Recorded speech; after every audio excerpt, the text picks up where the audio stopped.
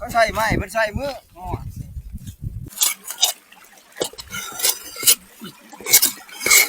เป็นมันกรอบเนาะ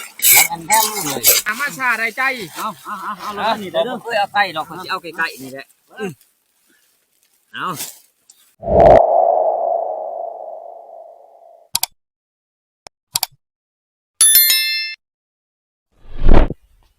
กราบทักทายสบายดีตอนแรกนะทุกคนเนาะตอนนี้ก็เวลา3 โมงนะทุกคนเนาะเอากลับมาต่อ EP 2ทุกคนนั่งกรอบเฮาเนี่ยนั่งกรอบบัก100 โลทุกคนเนาะนี่เฮาก็กำลังสิเอาขึ้นมาใส่ไฟเด้อทุกคนเลยก็ใหญ่กว่าเก่าทุกคนเลยที่เก่าหั่นก็ยังบ่ทันอันนั้นซ้ำบ่ทันแห้งซ้ำทุกคนเนาะก็ยังเป็นอยู่เก่านี่นะมาต่อใหม่อีกป้านม่องจัดหนักจัดเต็มทุกคนทีมงานเฮาก็กำลังเอาขึ้นมาเด้อเอานี่ก็กองไฟเฮากะกำลังขึ้นแห้งเนี่ยทุกคนเลยเนาะเฮาก็ยังเอาห้ำเอายังมันออกก่อนก่อนเฮาจังสิเผานะทุกคนถ้าเฮาบ่ห้ำออกมันจะขี้กุนาสีดมันนี่เอากำลังเอาขึ้นนะทุกคนเลย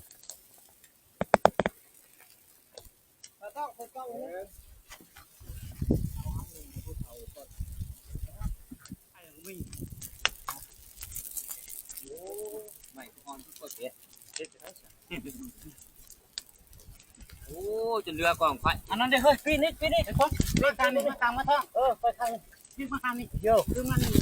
เอาสิมาโอ้ยจะเผาแม่แขวมันคือปลาดอกเขียวมันปลาลงไปเลยไปเลยบ่ต้องเผาทั้งหัวมันบ่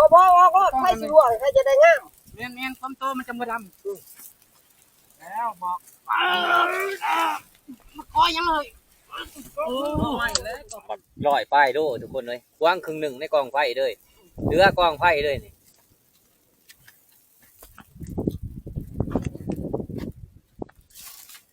ขูดบ้างพันทองมือขูดบ้างเขาใส่ไม้เพิ่นใส่มือ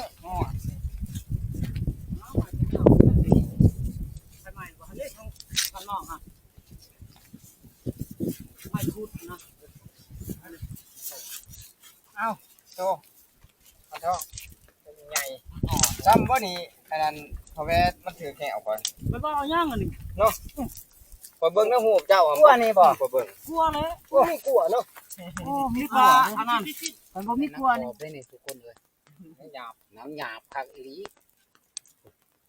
กินแสบคือยังแล้วออกมา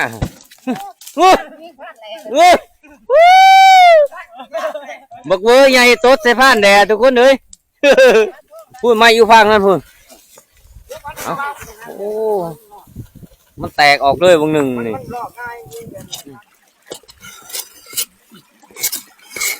เป็นมันกรอบเนาะแล้วอันแท้เลย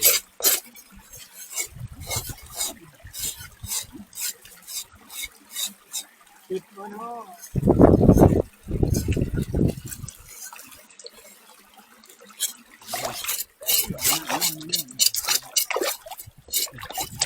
โอ้เรื่องขัดมาทำ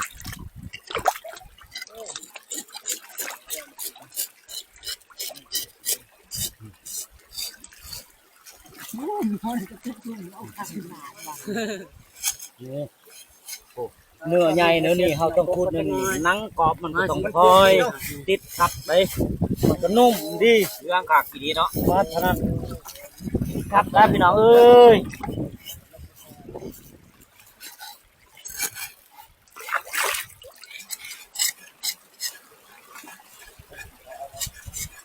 มันนะครับ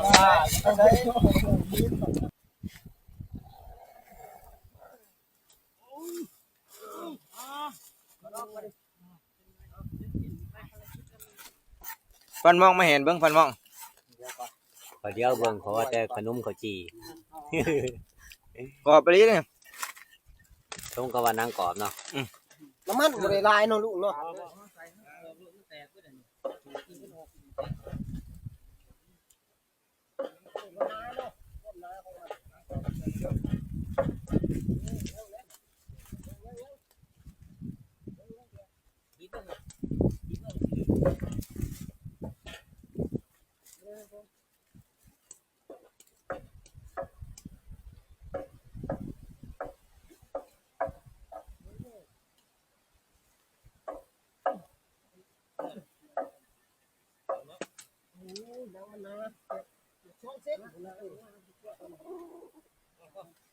อ่ะจีหนังอีกก่อนทุกคนเลย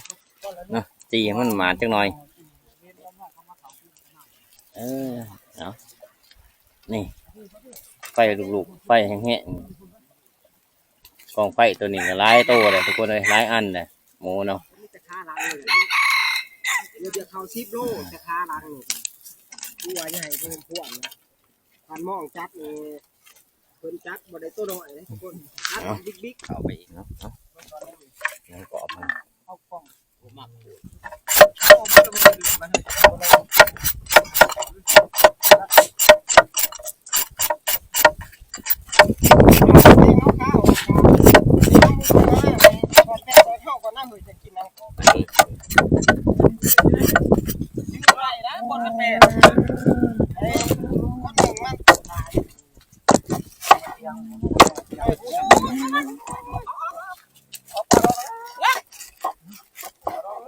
แม่นโดยพวกเหี่ยวตัวนี้เนาะมันบ่ใกล้นะคราวเดียว โอ้กรอบแห้งขนาด นี่ลูกแหลมบอลกับแหลมกับลุงเทนเอาลูกไปกันเฮาพอมันขับหาใหญ่ได้ก็ขับต่อไปว่าเดินก่อนแบบเฮาโอ้ต้องก่อนกันนะนี่ก่อนนะคราวเดียวโอ้ยมาจบนี่นี่โอ้ยเบิ่งมันจะเท่าอันนี้ได้ไม่อยากไม่ทันเจ้าก็ไปถามว่าน่ะผู้เฮ็ดก็เฮ็ด ไหนว่าไป จังหวะนี่นะ มันบ่ได้ใกล้นะเฮาเล่นมันอยู่เป็นแก่ น้องเบิ่งอ่ะนะ เรียลูกใจเดี๋ยวว่ายำเละแน่วะเนี่ย มันหยาบบ่ไอ้แจวมาเบิ่งไม่ผ่าน ตัวนี้เบิ้งเอาไปเอา หนังกรอบทุกคน ปลาเจ้าเขามาสินะ ทุกคนน้ำกรอบก็ได้พลาด กรอบครับผม เดี๋ยวนึกเอา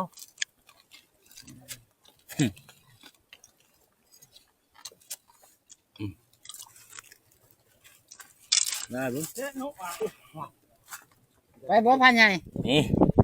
บัดนี้เฮาสิราดน้ำพริกเลยทุกคนปิ้งหมูราดน้ำพริกเท่านี้เนาะโอ้นี่เฮาใส่น้ำพริกเขามันจะโฮดเลยทุกคน แต่บ่เคยเฮ็ดจักเทื่อดอกเฮ็ดเบิ่งเอานี่นี่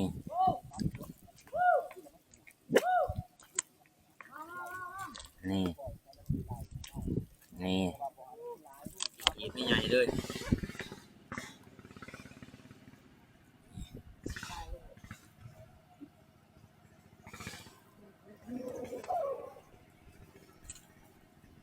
ใหญ่เลย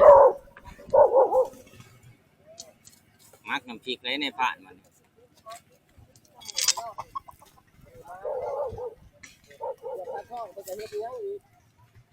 บ่มีมื้อนี้ยังมื้อนี้มักน้ำพริกมื้อนี้ หรือว่าบักนาว บ่มักน้ำพริกมื้อนี้ โอ้บักมังน้ำพริก เออ โอ้เจ้านี่เฮ็ดต่างเนาะ ตู้เชียงรถไถสมักกระดักกระโดดเอาขึ้นมาหากินคือกันนั่นแหละว่าตึก2 ขั้น 3 ขั้นพุ่นเด้อนะเขาขี่รถไถมาหากินโอ้ใหม่เด้อเพียงตับใหม่เด้อ จะมากินน้ำเพราะว่ามันอยู่ใต้กันอีกอย่างก็อายุหากินในป่าเพราะว่า เข้าและเขาทุกคนต้องร่วมกันตลอด โอ้ย นี่โอ้นี่พระ เงียบมาพี่เลยเด้อจะมาขอมาหน่อยดิหน้าปะเอาตัวเริ่มต้องเริ่มบ่โอ้ไปมาผมกำลังลงบ่นี่พอกันนี่โอ้ว่าก็ได้3นี่ขึ้นมาใหม่อีกนี่ บอกกันหันได้3นะที่ว่าโตไปนั่ง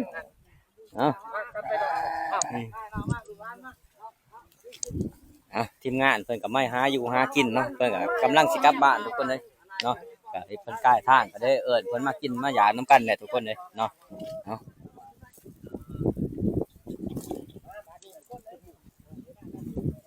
โอ้ย ไฟก็ฮ้อน เอาซอยโลดมักตัวใดเลือกเอาโลดเด้อ เบิดเด้อทายหนึงหรือกินเด้อ เอาโอเคแล้วนะ ตามสบายเดี๋ยวสิกินได้สำใด กำลัง เออปลายโลปั้นนี่ กำลังหิวบ่ดีเลย เอา เจ้าทีมงานเฮา ประมาณ5โลผมได้ทุกคนสันตัวนี้นักดี กิน เมื่อน้ำทีมงานกันย้อนว่า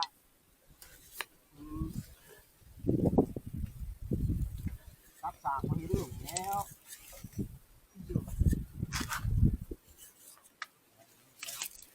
แผ่นใหญ่ๆเลยเนาะ ฮ้อนคือไฟอีนี่เอ้ยจะมันฮ้อนแต่เด้ไฟเอ้ย เอาละมีปลายับเอาปลาได้นะเฮา ๆเอาซอย อาโจ อยากอยากเจ้านี่อยากซีดลาบ ราดน้ำพริกแล้ว บ่ได้มีได้มาเพียเด้อเจ้ามันเมาพิษแล้วให้น้องเฮา ได้แต่โมโตเด้อโมโตผมเป็นนายพรานฮะ เอา ไว้นายผ่าขาดเบิดบ่ได้ มาทุกคน เกี่ยวหม นี่ ดแล้ว กินหมูราดน้ำพริกน้ำกันนี่ทุกคนเลยเนาะเฮ็ดต่างหมูเลยในพระนี่เฮ็ดบ่คือหมูเลยเนาะคันเฮาได้ราดเดี๋ยวมันสินุ่มๆนะทุกคน คำต่อไป อืม ซอย ไฟดอกน้ำมันก็บ่ได้ใช้เองเนาะ นายโถมากัน กดลมปาก พอลำเด้อแล้วบ่ได้กินกันเลยนั่นจังไงก็กิน เป็นยามท่าน ครับโอ้ย ยามฮอดบ้าน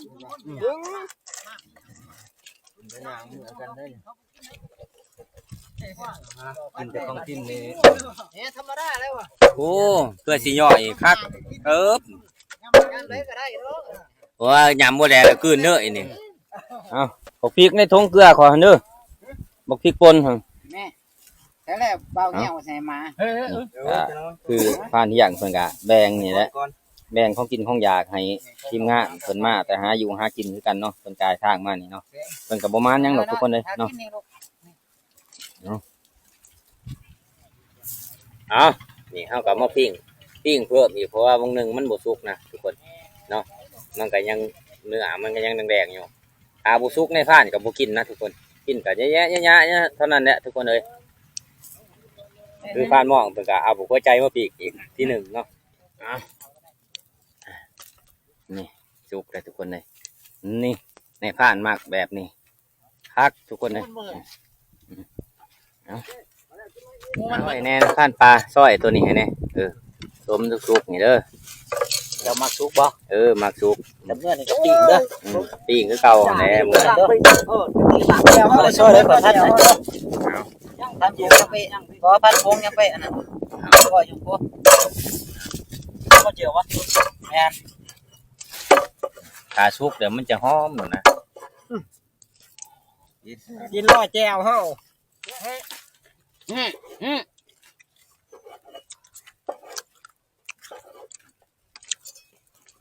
ครับ มันเบิดบ่ลุก เนี่ยอันนั้นก้นใหญ่บ่เขาเจ้านี่คือภาษาบ่ครับ tôi thường ăn mới nhầm vô đẹp đó เนื้อตัวนี้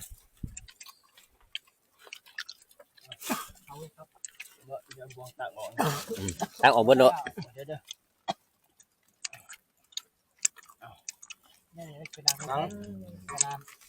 ต่อไปไอ้เลยมาพี่กระป๋องมา ความหนา ยัง ประมาณเส้นหนึ่งความหนา เฮ็ดกระตากเฮ็ดบ่เที่ยง หนังหนากินบ่ได้เลยนะนี่ว่าสิกินหนังกรอบอยู่ไปกินได้เอาเบิ่งพานใหญ่ เด้พันยังอยู่พี่ กินเบิ่งหนังกรอบนี่ mình năng nè ถ้าว่าเจ้าปาดช้ำว่าโปมือหนึงนี่อมหอดเฮือนเฉย เอาหัวใจมันต่อบัดนี่ อันซ้ายอันสาแบกจ้ะ นี่ฮอนมีดีหัวใจมัน บ่ว่าใหญ่ ถ่ายเลย นั่น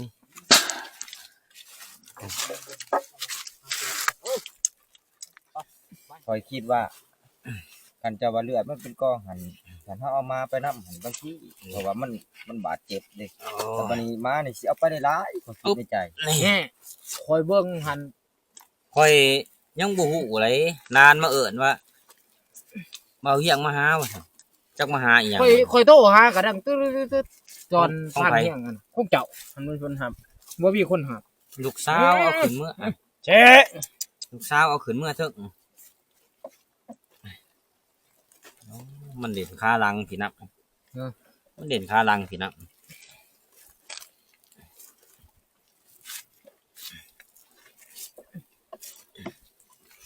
เห็นแม่ไข่บุกอ่อนก็เลยว่าย่างเลยตัดมันนี่ ลูกปืน แข็งๆ เด่นแม่น นี่ เบิ่งสิปาดเบิ่ง เอามาเบิ่ง จับเบิ่งคือจิอันนี้แข็ง นี่ ๆแม่นดี นี่ลูกปืนผ่านหมอกมาอยู่นี้ ไข่ ได้กระโพดบ่ ลูกโล โอ้ยลูกน้อยดอกตัวนี้ลูกคอยล้อมหันบ่อันนั้น มันก็เป๊ะแนวนั้นเนี่ยในผ่านเลย แม่นบ่มันกันลูกคอยชื่อเอาตัว เอ้มัน น้ำไอ้เสียง มันเอาบ่ ติดมา มี จาก แต่ฮู้มันน้ำไอ้เสียง ติดมา ไม่ จา จะ ก โหม แต่ว่านี่ลองเบิ่งแกเอาไปกับมัน แม่นบ่ แม่นทีมงานทักกะมาเนี่ยเพิ่นลืมของไปเอาของหนึงโอ้เฮ็ดขาหนานี่ยะอังเป็นสีนบ่งามขาหนานี่ มันสั่งบ่เป็นตะกินเดี๋ยวนี้ตับ กุย มันกุย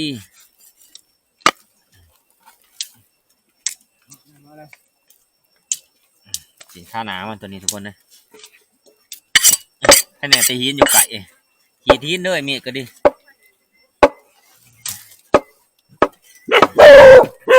โอ้ยหนองมาเฮาก็ดิเอาเจ้าของยกออกล้วนนี่ยกออกไปซะเจ้าสิปีกก็ปีก อันนี้นะ เสียงค่าน้ำมันเขาแยกไว้ แม่อู้ก็ว่าโอ้ยมันอยากขึ้นนะมันขึ้น ไม่รู้จักปะ ก็เจ้าบริหารเลย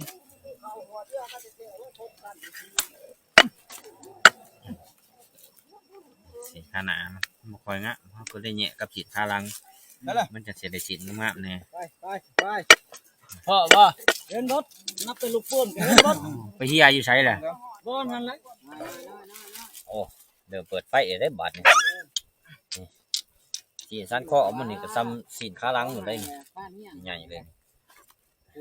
ตอนละตอนเพิ่งตัดขึ้นน้ำเนาะตัว ห้วยเดือนนี่หันมีแต่กินสีนตลอดได้เฮาเนาะบ่ได้บ้าในตู้ผ่านเที่ยงหันบ่มีหยังปนมีแต่สี โอ้เจ็บหลัง คนมันหวาน โอ้นังมันก็เดืองยำจนบ่ไหลนังมันนี่ทุกคนเลย ช่วง ดูจังได๋อยู่นี่ สิเปลี่ยนให้ทีมงานบัดนี้เพราะว่าเจ็บแอวแห้งเลยทุกคนเลยนั่งเฮิงเติบเลยเนาะนี่ก็คือนังมันนะทุกคนเหลืองแพมหนาประมาณโปมือหนึงนี่คนเนี่ยนังมันเนาะแต่ก็ยังบ่ทันใหญ่พอคือกับรักผ่านเที่ยงเนาะ ขาหนา กับรักผ่านเที่ยงแม่นค่าหนาอยู่ทั้ง ขา นี้ หลัง กับรักผ่านเที่ยงถือนี่นังมันจะดื้ออันนั้นนะมันจะโปะหนึ่งกับน้อยหนึ่งนะนังมัน เอ้าบ่แม่นว่าแกงชิ้นแกงไข่เด้อโยนไปนี่ โลปลายนี่ กันแกล้งหันตั้ง โอ้ลอยไปโลทุกคนเลยนี่เนาะเพราะว่านังหมูลอยไปโลมันสิอยู่ประมาณนี้แหละทุกคน ทีมงานนักล่าอ้าวบ่ได้สิมีอัน ค่าหลังก็ไว้แต่ค่าหลัง สิบค่าหนาบ่ทอค่าลัง แค่นั้นแหละในพระเลย ทงไฟแน่แล้ว ยามเฮาแบ่งปันกันมันก็สิได้สีนงามๆเสมอกัน โอ้เจ้ามาท่านเซยเนาะ ว้าย เขาคิดว่าเจ้าสิบ่ท่านได้เขาว่าสิเฮ็ดให้มันแล้วก่อน โอ้ยก็มาสิมีผลงานนํเขาเอาอยู่ในพระเนี่ยนะ เอาหัวหน้าเฮาจังเอามาหัวหน้าเอาให้ไล่อะไรทำผลงานใดเฮานี่ เที่ยวใดก็ไปจนตาโบเว้นสิได้เฮ้ย บ้านมองเฮ็ด จอกย่างเอามาเลยเด้อ อะไรก็ระลับ80โล100โลเพิ่นเฮ็ดก็ตั้งผู้ สู่ในพานพึ่งใหม่บ่ได้แล้วเฮา ได้เจ้าว่า เฮามันเก่าเกมกับแม่นมันสู่วัยรุ่นบ่ได้คือกับนักมวยน่ะสิสู่คนแห้งเยอะบ่ได้ดอกเฮามันแห้งมันถอยแล้วในพานมันต้องทำใจ เพิ่นโดดอายุยังหนุ่มยังหน่อยเนาะ ค ของเฮาหันพวกเป็นคู่ซ้อนผุนแม่นมัน แล้วเบิดแต่ว่าบัดนี้ แล้วเบิดเลยนะบาทนี่มีแต่ มีแต่ แบ่งกันโลดบาทนี่ แบ่งนี่พาเที่ยง ก็หน้าที่เบิ่นแหละพันเฮียงกับเจ้าหั่นแหละ เอาแน่น่ะบ่ เฮ็ดได้ซะ โอเคซั่น ได้ละใส่มันแล้วแล้วว่าใส่มัน สายมันพวก ใส่พันนะพักนะข้าไปล้างแล้วแล้ววะ ล่างเรียบร้อยแล้ว ร้อยแล้วน้องมาเฮาไปกินเครื่องนึงบ่ ให้มันกินแหน่ เอ้าได้แล้วพาเที่ยงเฮาหั่นเดือนก็คืนแจ้งได้มื้อนี้ย่างเดือนแจ้งเมื่อได้เฮา มาพันเฮียงแล้วเลยได้นี่ มีอิหยังเฮาเอาเมื่อเฮาก็เอาไว้ตุบ่ต้องให้ลูกเมียเฮากินนี่มาลูกเมียเฮาไปกินกับพานหม้องมื้ออื่น แม่นบุญบานเพิ่นมื้อ ไปกินหยังอีหยัง ได้ละพันหมองจัดเด้อจักสองล่างเด้อมื้อนี่เด้อ อ่ะตอนนี้เฮาก็สำเร็จเนื้อเป็นที่เรียบร้อยแล้วทุกคนเอ้ยเฮาก็สิแบ่งเนื้อกันแล้วก็ย้ายมาพาย่างนะแล้วก็แบ่งกันแล้วเฮาก็กลับบ้านช่วงนี้ก็เวลา 6:00 นนะทุกคนเอ้ยเนาะเพื่อเฮาสิเมื่อฮอดก็เฮิงเติบเลยทุกคนฮอดลังพูนี่ก็สิประมาณ 5 ทุ่มนะทุกคนฮอดเพื่อนก็สิประมาณ 1:00 พุ่นน่ะเนาะ ในทานใหญ่อันนั้นเนาะ ไล่ออกไปเจ้าออกไป มีแต่มาต้องเฮ็ดทางว่าให้ ใช่ครับ บ่ได้เฮาบ่ได้เอาคือ ข้าล้างเอาไว้เอาเขาก่อนอยู่กลางตัวได้งามๆแล้วแม่น อะไรขาหลังเลย นี่เพราะว่าทิศขาหน้าบ่ทอขาหลังนี่เซ่ๆเบิ่งแล้วมันก็บ่ได้ซอยนะชิ้นแนมลงมาไล่มา ขาลังมัน เบิ่ง ไหนกลางมันนี่บ่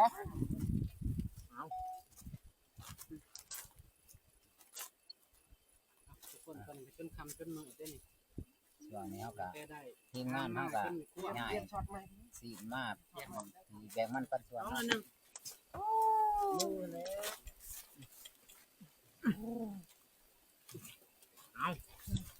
ขาหลังแต่ขาหลัง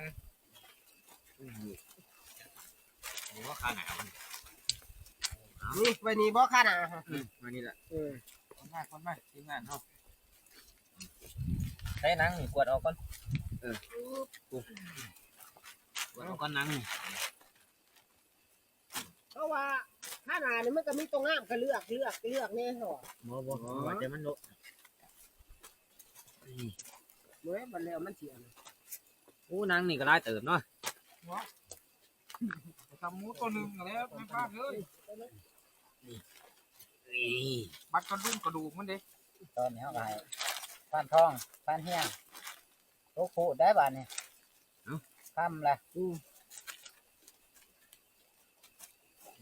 นั่นแหละจอมขึ้น เดี๋ยวเฮา นี่ บัด มัน เฮา น้อยเด้ บัดเฮาเอาตัวน้อยใส่ จักคนเลยทีมงานเฮา 8ส่วนเนาะ8ผู้ โอ้ดินเลยบ่นี่เอาเดี๋ยวเฮาจับใส่เอา 2 4 6 เอามาใส่นี่ในพาดอันหนึงใส่บ่นี่แปดแล้วบ่แปดนะ เบิ่งซอยกันหั่นแหละ แล้วแต่นายพานเด้อเป็น ตัวไรใหญ่นี่จับใส่ตัวน้อยก่อนเนาะ คันพานมองบ่มานี่โอ้ย่างเป่าได้พานมอง โอ้กระตือเครื่องเมื่อแล้ว กินแล้วบ่ เป็นเว้าเนาะพานมองนี่เป็นเว้าเด้อ จะพี่เอาหรอบ่ ยังเฮานี่นะเอา เอา มา อะไร เนี่ย จังสิเอา ไว้ก็ข้างไว้ที่หน้ามันสิเย็นเช้าได้ห่ะ จังหน่อยมันเบิดลิตรก่อนได้ซะ แม่เพิ่น2แล้วแหละพานปลาสิจานให้2แล้วนะซ้ำกับพี่ จะเต็มเนาะ จัดเต็มโลด เอาเป็นทุ่ง เบิ่งคอย นี่ยังที่ไหน ปลาบ่ได้ จะไปเอา คันบ่มีนี่ว่าง่ายว่า สิคือ หนึ่งยาสูบและ2กาแฟนี่ นี่ก็คือ พอบ่มาหรอก ทำได้เฮ้ย มาได้เชื่อเกิดมาได้เชื่อเกิดที่จำปาการของแก่นไฟเก็บไว้ชมคือโอ้ กันแอนบ่แม่นแอนก็มีแต่ว่า กันน้องแอน บ้านลูกแอนเนาะ จัดดูผ้าใหญ่เอ้ย เฮาสิเลือกตัวมันคือแน่ออกมาให้เพิ่นไว้ เอาสีขาหนาเบิดแต่ว่าสีขาหลังเฮานี่ เป็นผู้แบ่งปัน ยังสีขาหนาอีก ให้ทีมงานเฮาเนาะนายพานเพิ่นเฮ็ดคือสิละเอียดดอก เย็น เพิ่นประมาณได้เด้พี่น้องเบิ่งคักๆเด้อนายพานเฮ็ดนะ เดือนออกมาเพิ่นก็มานี่ได้เว้าเฮียง เอาได้หรือเปล่าเอา ได้แล้ว ได้แล้วบ่ได้ที่ให้เด้อบ่เนาะเฮาตีเอง โอ้ เนาะ ก็ เฮา เฮาเพราะว่ามันเป็นน้ำลายน้ำน้อยเนาะ มันจะซ่อม บ่มักน้ำลาย ๆลุงได้แล้วบ่ลุ โอ้ ง สั่งยางคักแม่ในผ่าน ลุง เอาเนี่ยในอนาคต จะเห็นของเขาแหละจังยัง บ่เห็นจังไดไปส่งเห็นบ่ล่ะก็สาวเอาจนเป็นไข่ ไก่แตกบ่ อันนั้นสาวหันบ่แม่นหยังได้สาวยาน้ำมันรถเบิดเพิ่นกั้นใจมุกใจแม่เพิ่นว่าสิส่งฮอดไสเด้บ่ติว่า เนี่ยบ่เนี่ยปอดแตะๆเอ้า กินข้าวหนามบ่ค่อยงามโอ้แต่นี่เฮาอะไรเมื่อก็สมควรสมมาผ้าควรได้นี่ เนาะ ผู้ละ6-7 โลบ่อยู่ได้เทั้งดูกเทั้งหนัง แม่นแล้ว พี่น้อง ยันสิผู้ประจ้า แล้วจะว่าเฮาอะไรเพื่อตามไว้ชั้นผ่านมองหันเดี๋ยวค่อยเคลียร์ซอยชั้นหนึง มันต้องเฮ้ยบัดนี้เนาะ เดี๋ยวก่อนสั่งซาสิชิ้นก่อน มาเกี่ยวหัวบ่ บ่ค่อยเคลียร์ชั้นมันก็เพราะเพื่อมาเที่ยวหน้าเขาก็สิเอาชั้นอีก โอ้พี่ได้ยังอยู่ได้เฮ้ย สั่งกิโลเบิ่งก่อน ทางรถ โอ้ยพระจันทร์เฮาก็ไปใส่แล้วพระจันทร์เฮา ต้องเสมอกัน สิ เลย มันก็แล้วเบิดแหละทุกคน กระดูกเฮาต่อทุกคนเอากระดูกต่อเนาะกระดูกแล้วก็ยังหนังเลยทุกคนนะ กระดูกกระดูก กระดูก ก็เอาน้ำเอาอันหนึงไปเอาไปเมื่อมุกสัก หนังต่อบ่บัดนี้กระดูกเฮาแล้วเบิดเอาหนังต่อเนาะ คำกับมืดเนาะ เดือนก็สิปลาปิดเบิดแล้ว ขึ้นปุ๊บหมูก็เอาไปใส่เขา อ้าวแหน่จอดกันเบิดแล้วกวาดออกในพานม่องหั่นมันจอดกันเบิดแล้วหั่นกวาดออกกว้างๆเลยกวาดออกหั่นตัวนี้มันจอโอเคมันเจาะกันได้หน่อยผ่านปลาฮุบเอาร่วมเบิดได้ฮะ แล้วเนาะเอาเนาะ นี่กวาดทั้งนี้ออกนะนี่ผ่านม่องนี่ เพิ่มดึงออกไปจาก3ตอน เอากวาดออกโอเคคนปั่นกับแค้นสั่นๆเนาะก็ยื้อบ่ถึงกันสิใส่ไก่ เฮ้ยเบิ่ง รอบหนังได้ป่ะ จับไว้ตัวนี้ก่อน นั่ง รอบ ยัง ปฐมฤกษ์รอบหนัง โยน ยังปรับ รอบภาพยนตร์โอ้โห ทิ้งบ่ดูผิว เอารับช่วงตัวนี้ไปอยู่ทางนั้น เอา อืม โอ้บอกต้องเดืองเบิก เอาไป เอา บอกต้อง ในพันใหญ่เพิ่นก็สิได้แบ่งอันนั้น เอา อันนั้นนั่งมันนี่นี่พี่น้อง ใส่ตรงหลักก็ยา อ่ะ เลย นี่เฮาก็แบ่งกันทีเป็นทีเรียบร้อยแล้วทุกคนเลยเนาะทีมงานเฮาก็ทาเอาถือธงถือหยังได้ละถึงน้องมานำก็ทานำได้น้องมาเฮานี่ เอา มา เอาก่อน มาก่อนได้หนามาชาได้ใจ เอาล เอา งนี่ เดี๋ ได้ ยว เด้อ เพื่อเอาไก่หรอกเขาสิเอาไก่ๆนี่แหละเอานี่แหละเอาไก่นี่ข้านไปไก่ ลงคงผ่านใหญ่ซะบ่ โอ้บ่แม่นบ่นี่โอ้ยคิดว่าสิ เอ แม่นเนาะ ้ยเอานี่แหละ แม่ผ่านใหญ่ของข่อยตกไป3ตอน บ้านป้าบ่เอาบ่ โอ้ยพันป้าเพิ่นบ่เอาได้เพิ่นขมุกขอบใจแล้ว อู้ประมาณ 8โล เกือบ10 โล มาเฮ็ดของไผ ยา แล้ว มัน เบิ่ง ได้หลายเติบเลยทุกคนนี่ประมาณ8-9 โลพุ่นน่ะทุกคนเลยนักดีๆนี่เอากะสินี่แหละถือแบ่งสินสันน้ำผ่านมองอีกสันหนึงเนาะสิถือซอยเพิ่นนะทุกคนเนาะมาบัวกันกับประมาณ10ปลายโลพุ่นน่ะได้ผ่านสิเจียบมื้อนี้ทุกคนเนาะเอานี่แหละเฮาก็สิซ่อนกระสอบอีกทุกคนเลยเพราะว่าย่านย่างมันออกเนาะ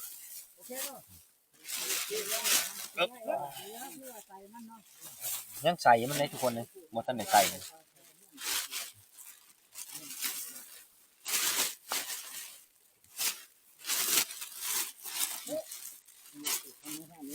แต่ว่าใครเนี่ยแต่อากาศเย็นมันบ่เป็นหยังดอกทุกคนเลยสายเข้ามาดีๆแน่นๆเนาะ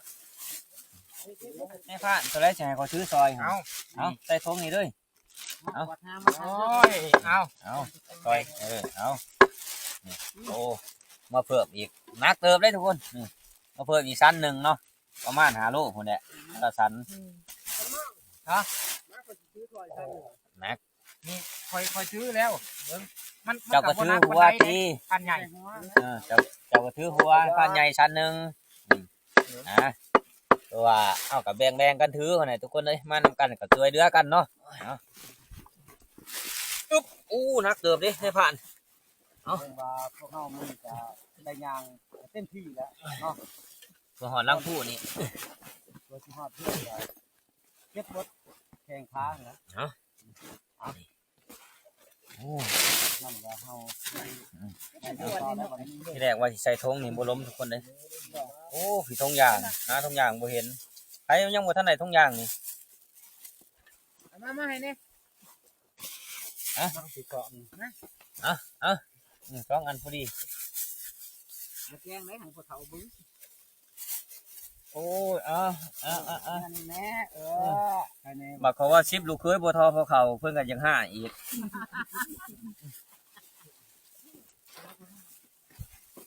10ลูกเคยซ้ำมันสิทอพอเฒ่าเพิ่นกอดเกิดก่อนเฮาคือเฮาสิเก่งซำใดก็บ่ทอเพิ่นดอกพอเฒ่าพอเฒ่าก็ซ้ำพอเฮาผู้หนึงเลย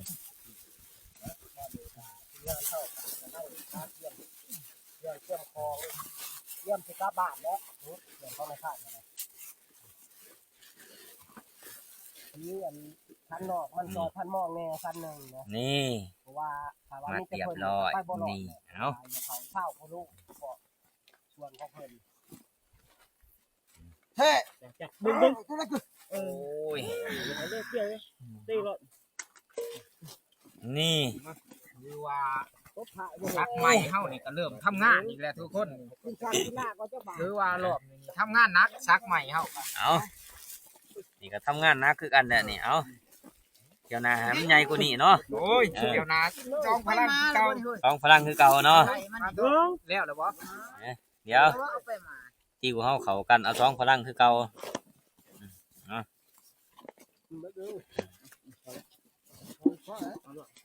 เกียร์ได้ติ ย่อเบิ่งในพระย่อเบิ่งหันนักสำใดของเก่าเนาะย่อเบิ่งโอ้ เอาลองนะ จักโลประมาณจักโล โอ้ยจิตจอย เนี่ย ปั่นบ่ จิตจอยบ่เอา ลืมข้าวได้ เมียนผาย่างเฮาได้บ่นี่กินแล้วจะแซวนี้เลย อันนี้ให้นักล่าเฮาหั่น บ่มีแต่ก่อเขาโลเดี๋ยวก็มัดนี่เฮากะนักเติบเลยทุกคนประมาณ20โลพุ่นแหละเนาะเอาถือว่าเฮาแบ่งเนื้อกันเสร็จเป็นทีเรียบร้อยแล้วทุกคนเอ้ยเฮาก็สิกลับบ้านกลับเมืองเฮาคือเก่าเนาะก็จุดหมายปลายทางเฮาก็คือพูนสูงพุ่นแหละเอาคลิปวิดีโอนี่ก็บ่มีหยังหลายทุกคนในฟ้านก็สิปิดไว้เพียงเท่านี้เนาะก็ติดตามคลิปวิดีโอนะก่อนอื่นก็ขอมุกขอบใจทุกคนที่เข้ามาติดตามและรับชมในพานตั้งแต่ต้นจนจบเนาะเอาขอบใจหลายๆทุกคนเอา